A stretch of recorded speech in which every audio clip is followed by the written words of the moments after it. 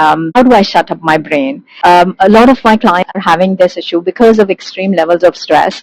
They are unable to sleep at night. Most of you, I'm sure, would be able to relate to it, including me, that as soon as we drop down into the bed, the brain starts reeling. The negative thoughts, right, the scary, the dark, the gloomy thoughts keep on start haunting us, and consequently, right, we end up popping the pills to go off to sleep, right? Sometimes yoga helps, sometimes it doesn't, sometimes melatonin helps.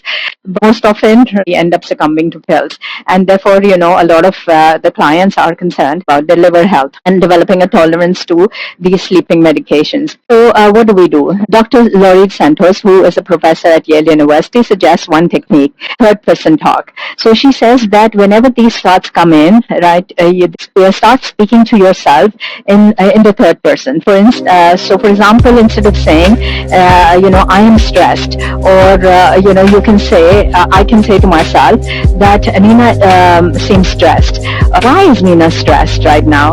So what you're doing is that when you shift the perspective, it kind of changes the activity in your brain, and it reduces the activity in the areas of the brain which are concerned with anxiety.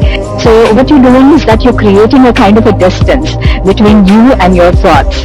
As if you have a compassionate person standing with you in this tough time, in these dark moments, when it seems that your brain has turned against you. This kind of perspective, she says, that helps you gain objectivity and also develop a neutral stance while you're dealing with these thoughts.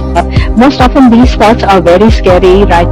They're very debilitating, and they're extremely catastrophizing or black and white thinking, and that's quite normal. Our brains have evolved to have a negativity bias for survival, but then it shouldn't make us dysfunctional or affect our well-being. So basically what you're doing is that you are talking to yourself as if you were talking to another kind, loving friend who is going through all of this.